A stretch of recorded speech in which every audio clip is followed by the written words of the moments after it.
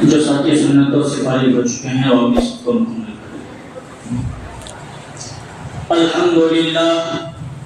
الحمدللہ نحمده ونستعینه ونستغفره ونؤمن به ونتوکل علیہ ونعوذ باللہ من شرور انفسنا ومن سیئات اعمالنا من يهد الله فلا مضل له ومن يضلل فلا هادي له ونشهد أن لا إله إلا الله وحده لا شريك له ونشهد أن سيدنا ومولانا محمدا عبده ورسوله صلى الله عليه وعلى آله وأصحابه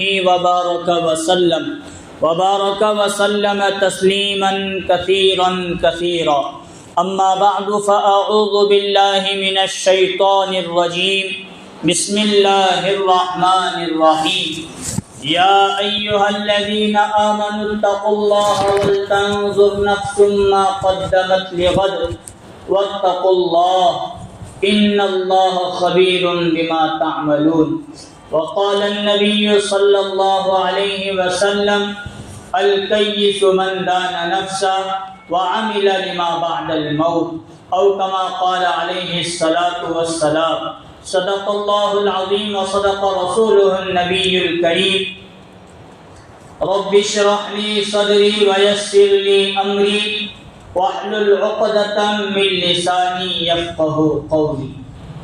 ایک مرتبہ نبی اکرم صلی اللہ علیہ وسلم پر درود شریف پڑھ لی۔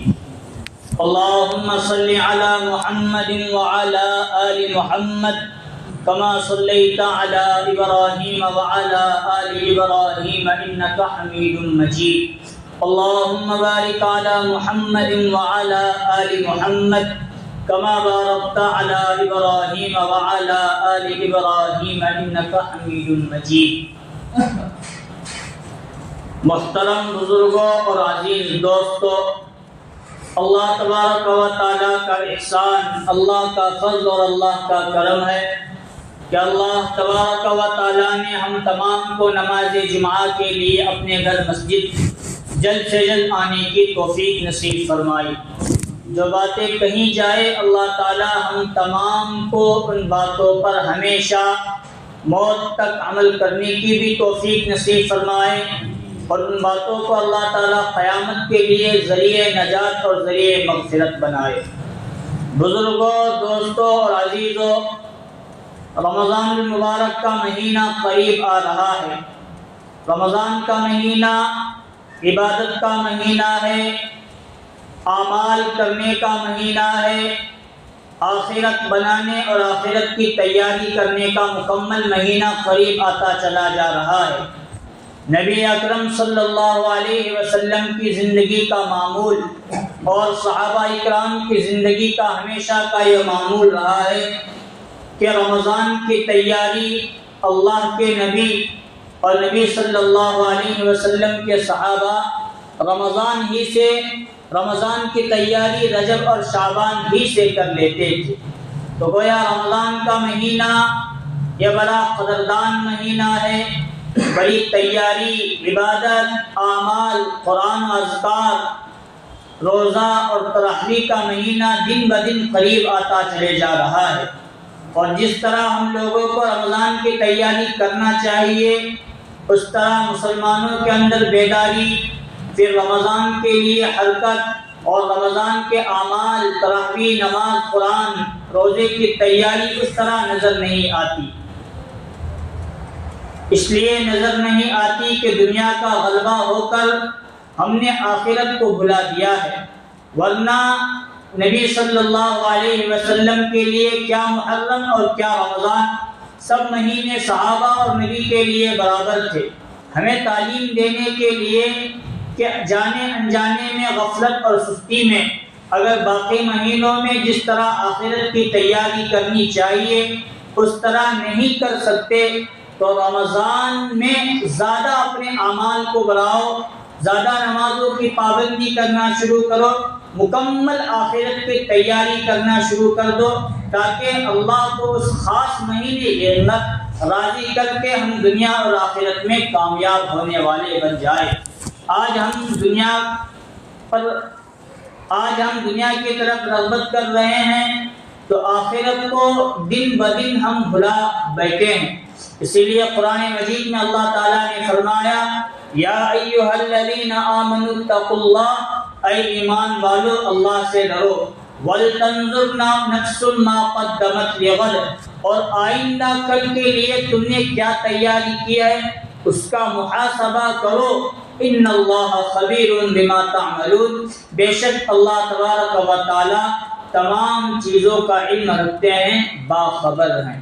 گویا قرآن کی اس آیت کے اندر کیا بتایا جا رہا ہے؟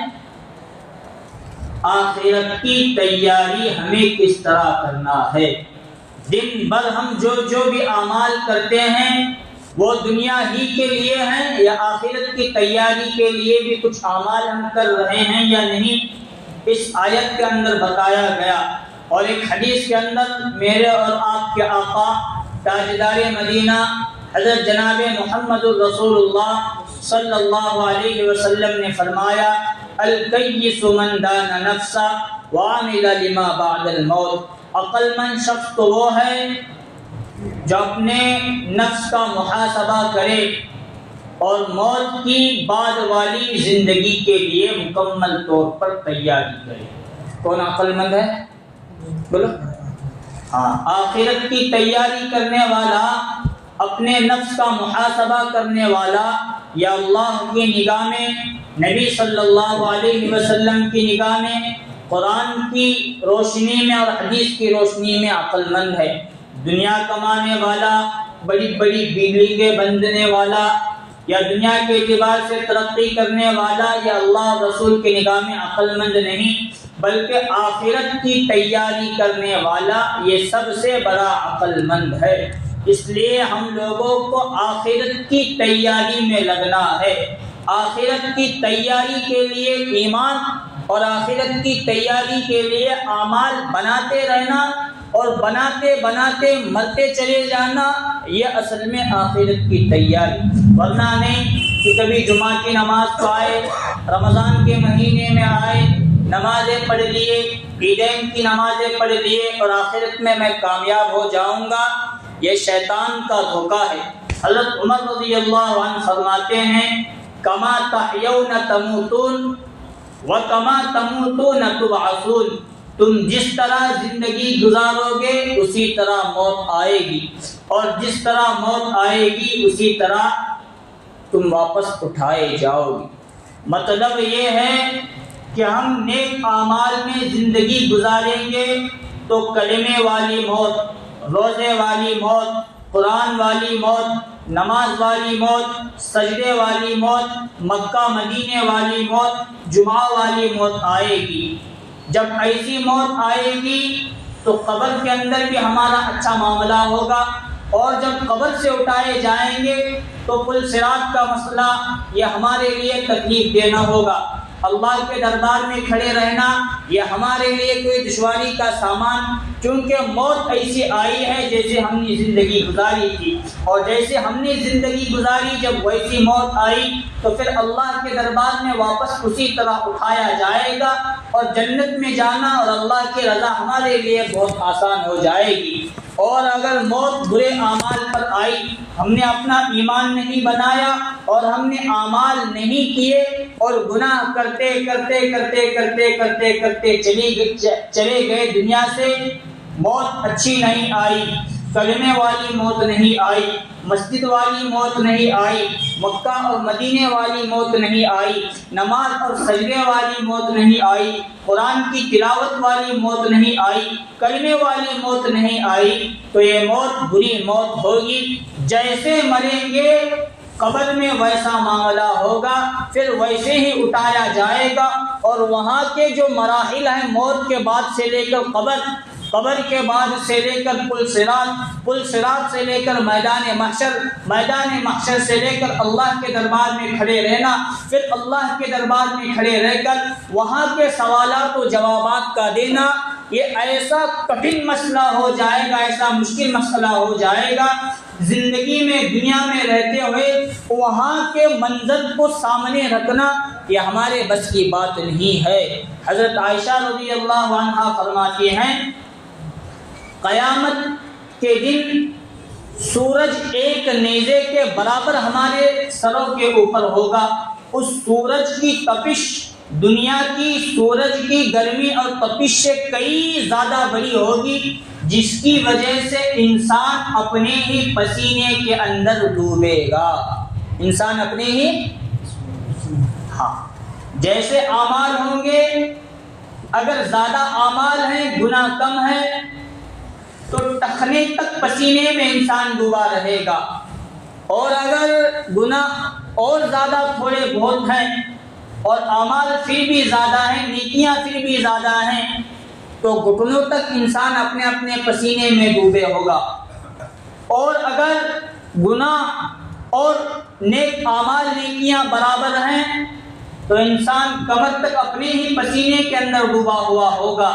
اور نیک اعمال نیکیاں کم ہیں، گناہوں کا پلڑا زیادہ ہے، تو سینے اور کمر سینے تک انسان اپنے ہی پسینے میں ڈوبے ہوگا. اور اگر اور زیادہ گناہ ہیں، نیکیاں اور بھی کم ہیں، تو حلق تک اپنے ہی پسینے کے اندر انسان ڈوبا ہوا ہوگا. نفسا نفسی کا عالم ہوگا.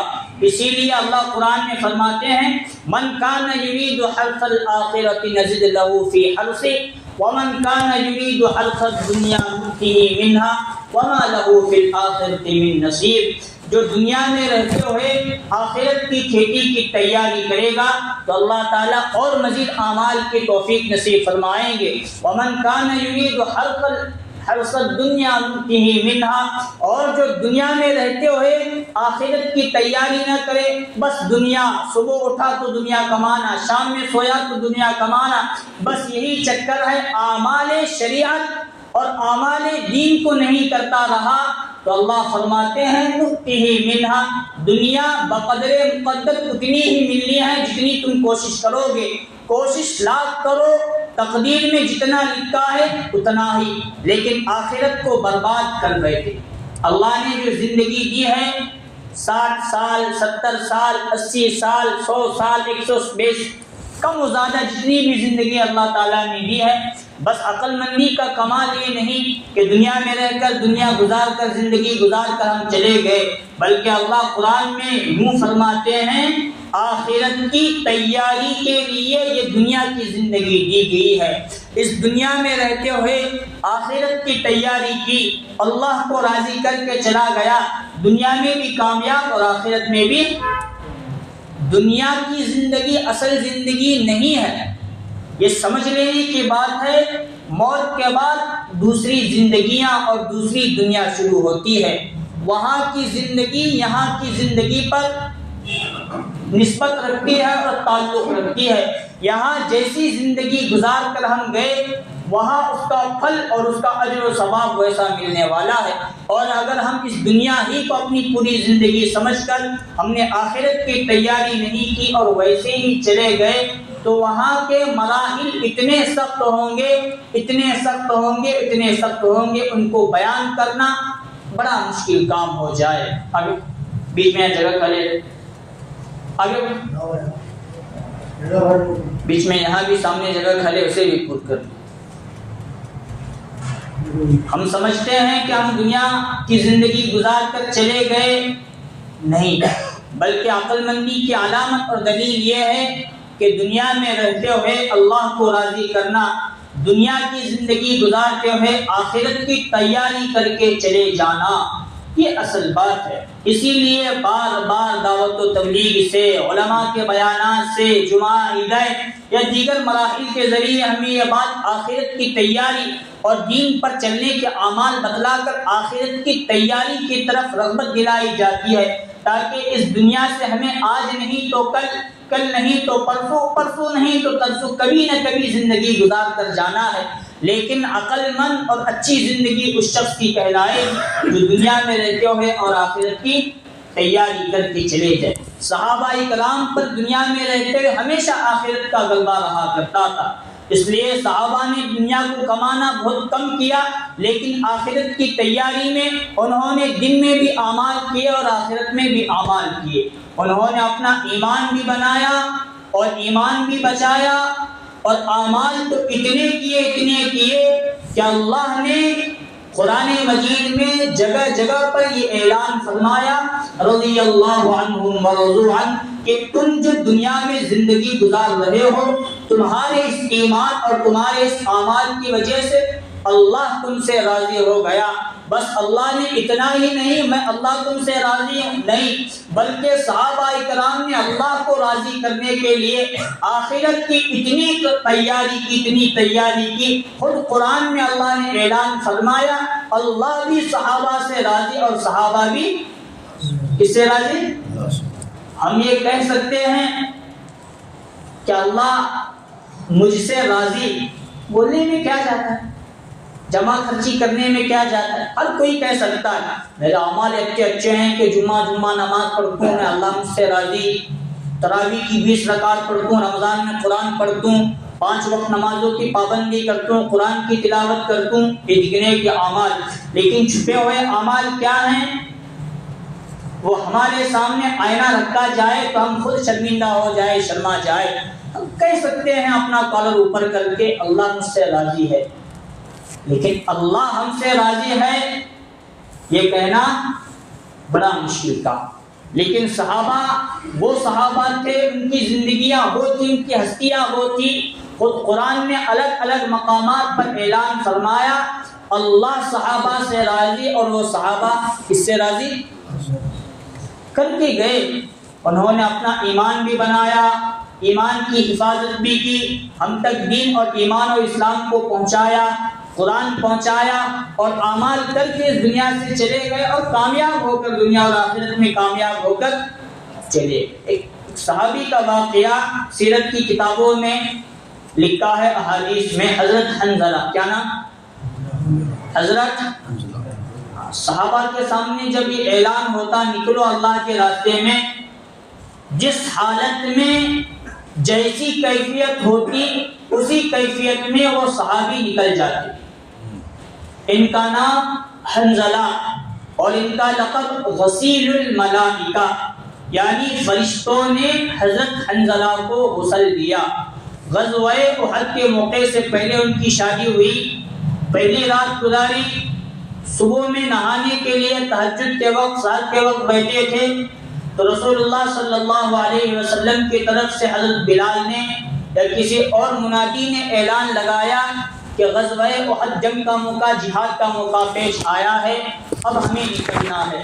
غسل کرنے ہی کی حالت میں انہوں نے کپڑے لیے پہنے اور اپنی تیر تلوار کمان لے کر اللہ کے راستے میں چلے گئے اور غزوہ احد میں جا کر شہید.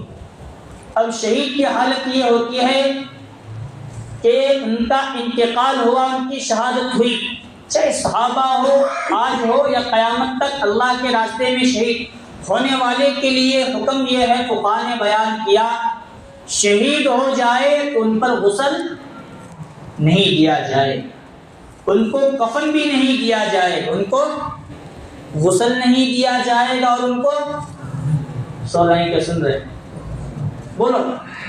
ہاں, شہید کے احکام الگ ہیں.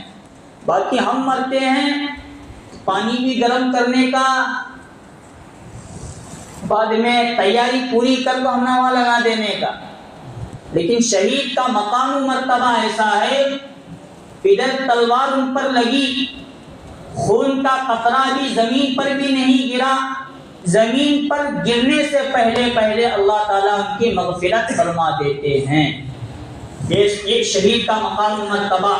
اسی لیے فقہاء نے مسائل بیان کرتے کرتے یہاں تک بیان کیا شہید کے لیے نہ غسل ہے نہ کفن ہے, اسی حالت میں اور اسی کپڑے کے اندر ان کو شہید کو دفنایا جائے. ہاں, نماز جنازہ ہمارے لیے بھی ہے اور شہید کے لیے بھی.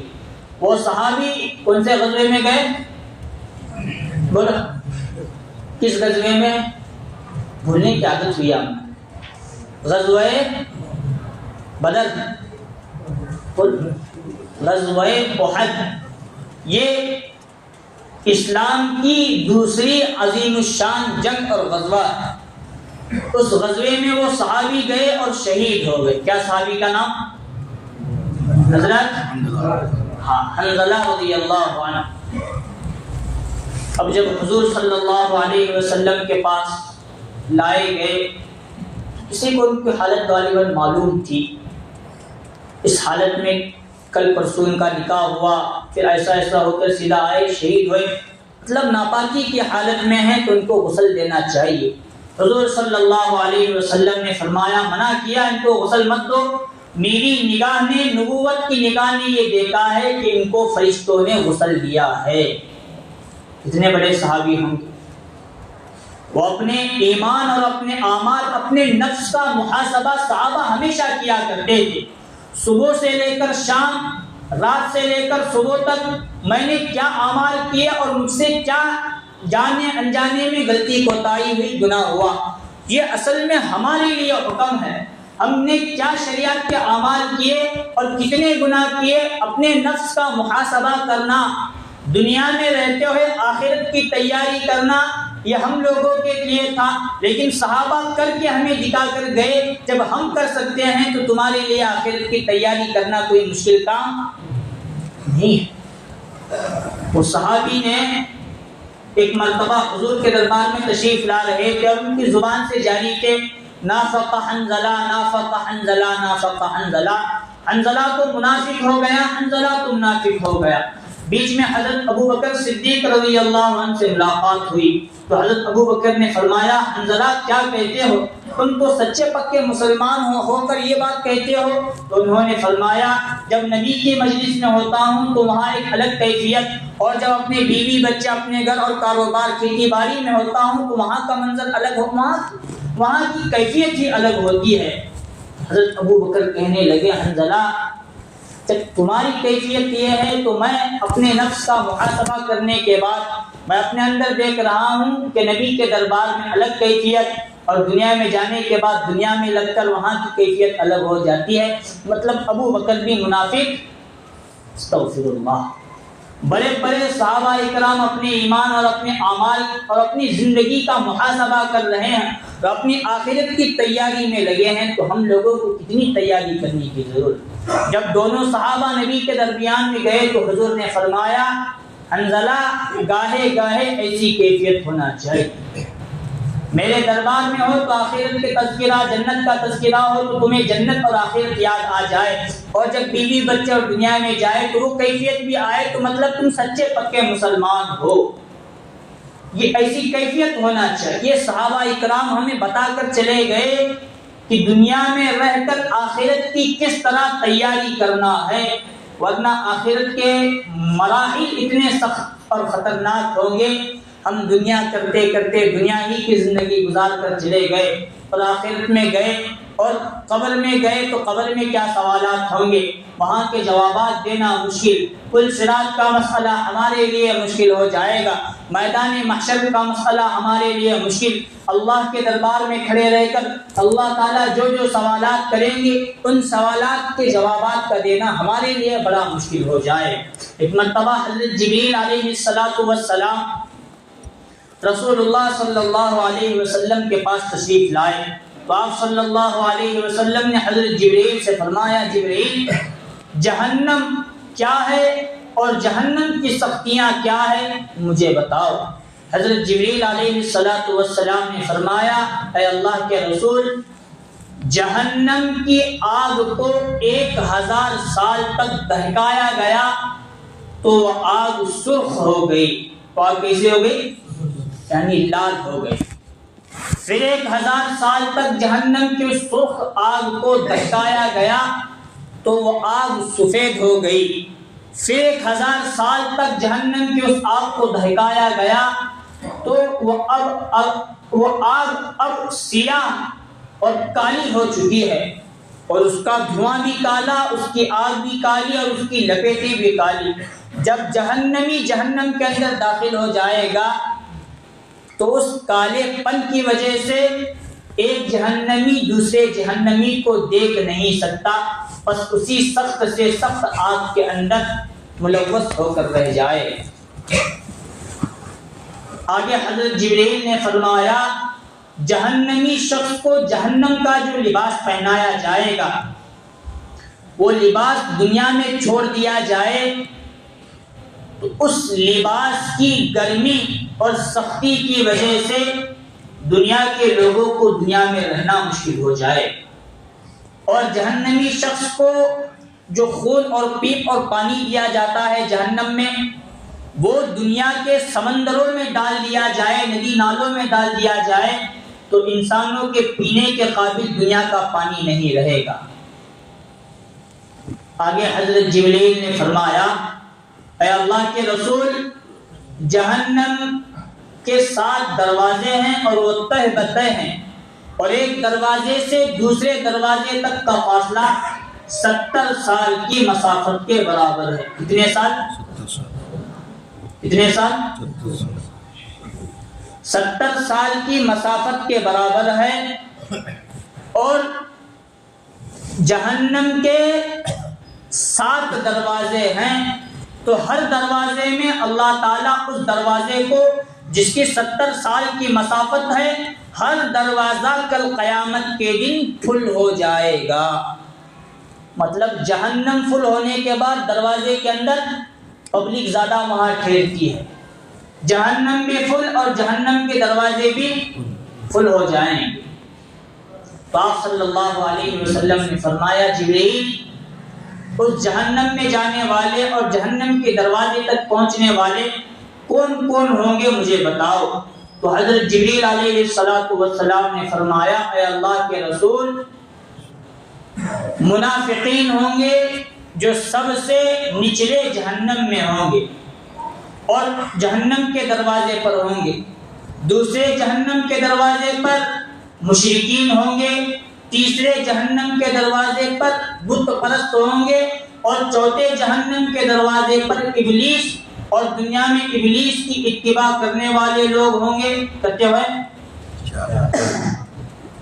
5ویں جہنم کے دروازے پر یہودی ہوں گے، اور 6ٹھے جہنم کے دروازے پر عیسائی ہوں گے۔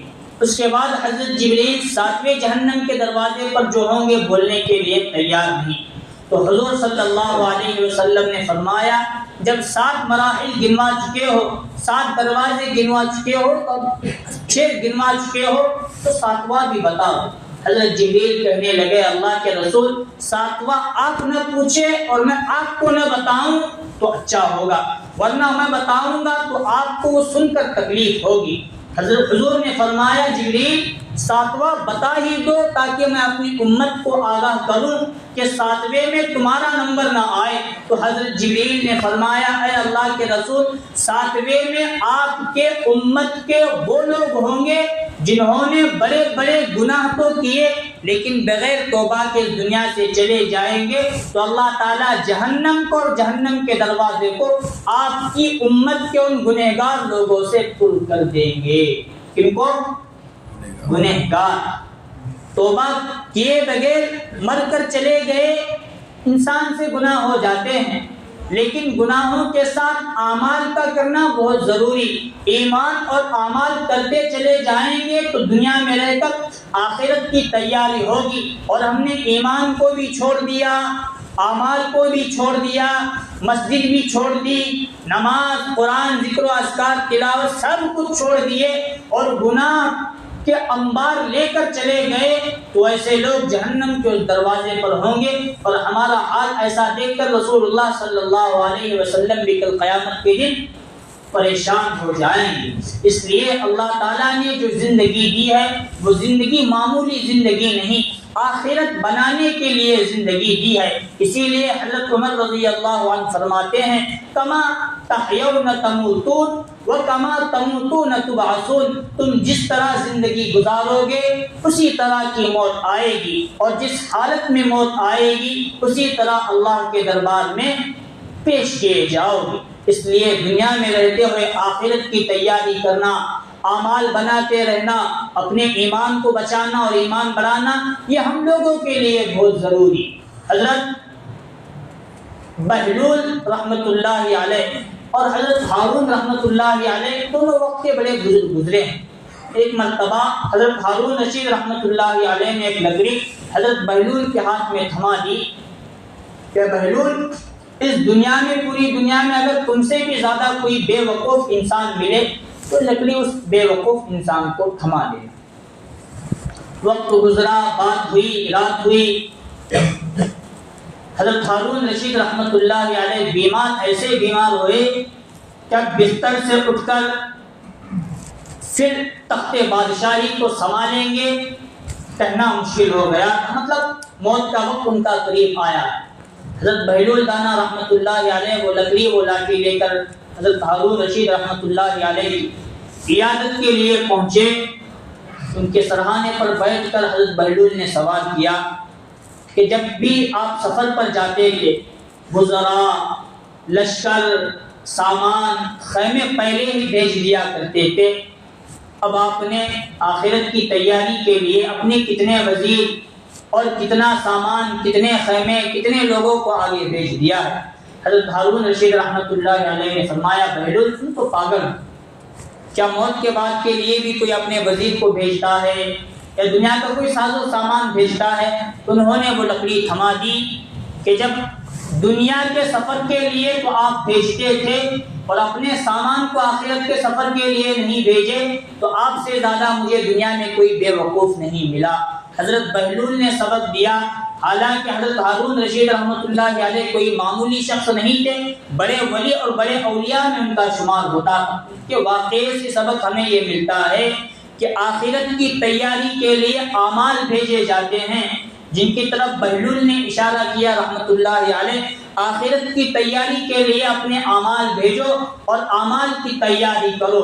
جو رجب کا مہینہ، شعبان کا مہینہ، پھر رمضان کا مہینہ آ رہا ہے، یہ اعمال بنانے، ایمان بنانے اور آخرت کی تیاری کے لیے آ رہا ہے. حضور صلی اللہ علیہ وسلم رجب اور شعبان میں رمضان کی تیاری کرتے تھے تاکہ رمضان جیسا گزاریں گے باقی مہینے اسی طرح اعمال میں ہمارے گزریں گے. رمضان میں آخرت کی تیاری کریں گے تو رمضان کی برکت سے اللہ تعالیٰ دیگر مہینوں میں آخرت کی تیاری کرنے کی توفیق نصیب فرمائیں گے. تو اللہ تعالیٰ سے دعا ہے اللہ تبارک و تعالیٰ ہم تمام کو آخرت کی مکمل تیاری کرنے کی توفیق نصیب فرمائے.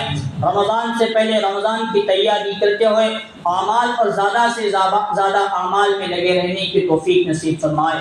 آمین. وآخر دعوانا الحمدللہ رب العالمین.